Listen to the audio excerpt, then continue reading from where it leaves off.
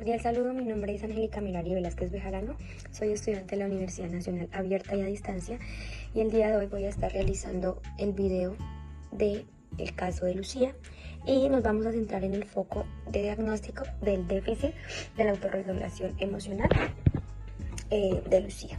Bueno, Lucía presenta dificultades para poder gestionar la frustración ante tareas difíciles y esto produce en ella respuesta a ello como ansiedad, bloqueo o conductas disruptivas como a veces llorar, golpearse la cara y desde la neurociencia esto altera la corteza prefrontal, que es la que se encarga de como autocontrolar esa parte y de la atención.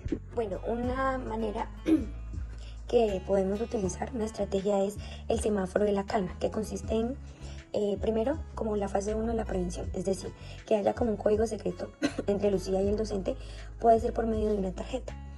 ¿Cómo funciona eso? Antes de iniciar la actividad larga, el docente se acerca a ella, le entregue una tarjeta de soporte. No sé, esto le ayude para que ella, cuando esté en ese momento, pues pueda decirlo muy disimuladamente. La fase 2 es la intervención. ¿Cómo se puede intervenir? Entonces, el momento en que Lucía muestre signos como de frustración, de bloqueo, que respire agitadamente, bueno, haga, digamos, cualquier cosa que al maestro le muestre que ella está como entrando en bloqueo, ella pueda, el adulto pueda, en este caso el docente, actuar como esa corteza frontal. ¿Cómo? Diciéndole tranquila, tú puedes, Lucía, no hagas todo el papel, concéntrate en escribir la primera línea, como que sea ese apoyo para ella. No entre a reprenderla porque, pues, por ende, vamos a empeorar el problema. Y la fase 3, que es la consolidación, es que cada vez que Lucía, digamos que pueda superar un episodio de bloqueo, un episodio, haga ese esfuerzo, digamos que no el resultado perfecto, pueda que no logre la actividad, pero que logre controlar esa emoción, sea el docente esa ayuda verbal, como ese premio de manera verbal. ¿Viste cómo pudiste, cómo respiraste, cómo tomaste el control? Excelente, Lucía. Esta nueva conducta vamos a repetirla. Bueno, entonces para mí ese es como un mecanismo que podemos utilizar. Cordial saludo, mi nombre es Mayra Sofía Moreno Quintero. Hoy vamos a hablar de Lucía, una estudiante que está pasando por una situación muy difícil y que nos enseña lo importante que es cuidar lo que sentimos para poder aprender bien. Lucía nos cuenta que sus padres están atravesando un proceso de separación complicado y desde entonces le cuesta dormir bien. Ha perdido el interés por las cosas que antes disfrutaba mucho y hasta siente nudos en el estómago cada vez que tiene que llegar a clases. La orientadora escolar sospecha que se trata de un cuadro de ansiedad escolar y está evaluando derivarla a un profesional de la salud mental para que reciba el apoyo que necesita. Pero, ¿sabían que todo lo que Lucía está sintiendo no son solo sentimientos, sino que tiene una relación directa con cómo funciona su cerebro y su capacidad de crear nuevas conexiones para aprender? Según explica Letelier Galvez en el 2020, el cerebro humano está diseñado para cuidar primero nuestra seguridad y bienestar emocional antes que dedicarse a aprender cosas nuevas. Cuando sentimos miedo, angustia o inseguridad, se activa una zona llamada amígdala, que bloquea el paso de la información hacia la corteza prefrontal, la parte donde razonamos, entendemos y formamos los recuerdos, impidiendo que se generen esas conexiones neuronales que hacen posible el aprendizaje. Por eso a Lucía le cuesta concentrarse, se le olvida de lo que estudió o prefiere no participar. Su cerebro está ocupado en protegerse, no en aprender, y la falta de sueño y la preocupación constante hacen que esta situación sea aún más difícil. Por eso las estrategias que propongo no buscan solo mejorar sus notas, sino acompañarla desde lo emocional para que su cerebro vuelva a estar listo para aprender. Primero hay que crear espacios de confianza y seguridad, hablando con ella en momentos tranquilos, sin juzgar sus emociones, dándole consignas claras y sin presión, permitiéndole participar de forma creativa o en voz baja si así lo prefiere, y evitando corregirla públicamente para que no sienta que se expone a críticas. Segundo, conectar el aprendizaje con emociones positivas, aprovechando los gustos que antes tenía para diseñar actividades que le resulten familiares y agradables, e incorporando pausas cortas de respiración o movimientos antes de las evaluaciones para ayudarla a relajarse. Y tercero, cuidar las condiciones que favorecen las conexiones neuronales, acordando tiempos flexibles para entregar sus trabajos. manteniendo una comunicación respetuosa con su familia para alinear el apoyo en casa y en la escuela y respaldando el proceso de acompañamiento con el profesional de salud mental. En resumen, no se puede separar lo que sentimos de lo que aprendemos. Cuando ayudamos a Lucía a sentirse segura, escuchada y valorada, le estamos dando las herramientas para que su cerebro vuelva a crear esas rutas que necesita para aprender y para recuperar su confianza. Acompañar emocionalmente no es perder tiempo, es la base para que cualquier aprendizaje sea posible, porque Lucía no ha perdido su capacidad, solo necesita el tiempo y el apoyo adecuado para volver a brillar. Todo esto se basa en el trabajo de Letelier Galvez en el 2020. Muchas gracias por su atención. Hola, cordial saludo. Mi nombre es Elvieligia Bolívar da Silva, estudiante de la Universidad Nacional Abierta y a Distancia UNA, del programa Licenciatura en Educación Infantil.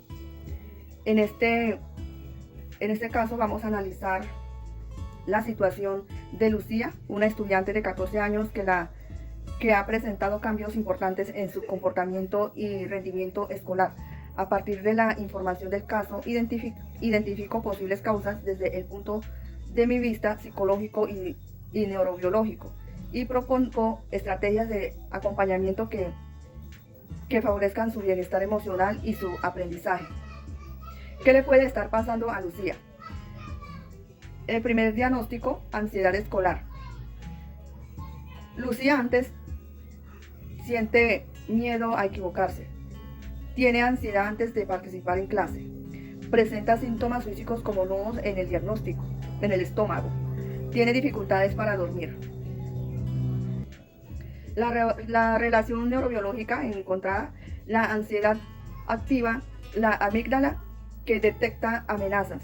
Cuando la amígdala permanece muy activa, disminuye el funcionamiento de la corteza prefrontal, responsable de la atención, la concentración y la toma de decisiones. Por eso le cuesta concentrarse y responder en clase. El diagnóstico 2, baja motivación académica. Antes disfrutaba a aprender, ahora perdió interés en las actividades, participa menos y sus calificaciones bajaron. La relación neurobiológica. El estrés prolongado disminuye la liberación de dopamina, neurotransmisor, relacionando con la motivación y la recompensa. Al disminuir la dopamina, estudiar deja de ser una actividad gratificante. Acciones fundamentales del cuerpo docente. Mantener comunicación constante con la orientadora y la familia. Adoptar temporalmente algunas evaluaciones. Permitir más tiempo para realizar actividades. Evitar exponerla si eso aumenta su ansiedad. Dar instrucciones claras y organizadas. Realizar seguimiento continuo de su progreso. Derivarla a un profesional de salud mental, como ya considera la orientadora. Bueno, este ha sido mi análisis al respecto del cuento de Lucía. Muchísimas gracias. Voy a hablarles del caso de Lucía, una estudiante de 14 años que presenta un caso de ansiedad y bajo rendimiento académico. Considero 3 posibles diagnósticos. El primero es ansiedad escolar, ya que siente miedo a equivocarse y evita participar. Y presenta síntomas físicos como nudos en el estómago. El segundo diagnóstico es las dificultades de atención y la memoria de trabajo, ya que las preocupaciones constantes reducen la capacidad de concentración y de resolver tareas. El tercer diagnóstico es el bajo rendimiento asociado al estrés emocional. La separación de sus padres puede ser la causa de la pérdida de interés por las actividades que antes disfrutaba realizar. Para apoyar a Lucía propongo 3 estrategias. La primera es fortalecer el bienestar emocional, ofreciéndole un espacio donde ella pueda ser escuchada, brindándole acompañamiento de un orientador y ofreciéndole un ambiente seguro donde ella pueda expresarse libremente sin temor a equivocarse. La segunda estrategia es adaptar las actividades académicas, dividiendo las tareas en pequeños objetivos, dándole mucho más tiempo para que las resuelva, reforzando positivamente cada uno de sus logros para recuperar la confianza. La tercera estrategia es favorecer la neuroplasticidad mediante experiencias positivas del aprendizaje, utilizando trabajos de artística, trabajos en grupo y ejercicios de respiración al inicio de cada clase. Como dice Bueno 2019, las emociones influyen directamente en los procesos de aprendizaje, ya que un ambiente emocionalmente seguro favorece la plasticidad cerebral y mejora los procesos de memoria, atención y motivación. Por esta razón es fundamental el acompañamiento de la familia y el docente para que Lucía recupere su desempeño y bienestar académico. Hola, buenas tardes. Bueno, en el caso de Lucía vamos a dar unas recomendaciones y un diagnóstico. Primer diagnóstico. Lucía evidencia manifestaciones asociadas con un cuadro de ansiedad escolar, reflejadas en el temor constante a cometer errores, el nerviosismo, la participación al hablar frente a sus compañeros, las dificultades para mantener la atención y la concentración, la presencia de síntomas físicos como la sensación de nudos en el estómago y la disminución de rendimiento académico. La relación neurobiológica. Desde la neurociencia, la ansiedad activa la amígdala, la estructura del sistema límbico encargada de detectar amenazas. Cuando permanece muy activa, dificulta el funcionamiento de la corteza prefrontal, responsable de la atención, la memoria del trabajo y el reforzamiento de la toma de decisiones. Como segundo diagnóstico, la disminución de la motivación. La estudiante manifiesta un desinterés progresivo por las actividades que antes despertaba entusiasmo y participa con menor frecuencia en las actividades académicas desarrolladas en el aula. La relación neurobiológica. El aprendizaje depende del equilibrio emocional. Cuando un estudiante vive estrés o ansiedad, disminuye la motivación y el cerebro presenta mayor dificultad para crear nuevas conexiones neuronales, afectando el aprendizaje. Y como tercer diagnóstico, la alteración de la emoción asociada a la situación familiar. El proceso de separación que están atravesando los padres de Lucía presenta un acontecimiento familiar significativo que ha impactado negativamente su estabilidad emocional. Entonces, esta situación puede generar sentimientos de tristeza, preocupación, incertidumbre, afectando su bienestar psicológico y repercutiendo en sus aspectos importantes como la concentración, la motivación, el desempeño académico y las relaciones dentro del entorno escolar.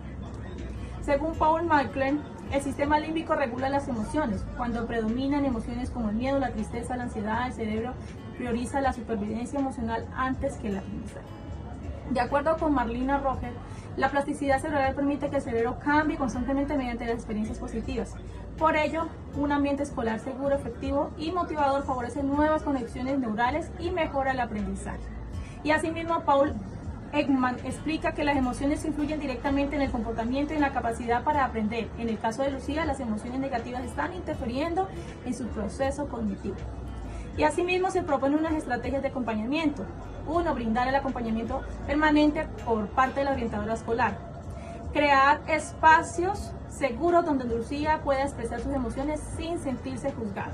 Mantener comunicación constante con su familia, adoptar temporalmente las actividades académicas, dividir las tareas en pequeños objetivos, reforzar positivamente cada avance, evitar exponerla públicamente mientras recupera su confianza, favorecer trabajos en pequeños grupos, incluir actividades artísticas y expresiones emocionales.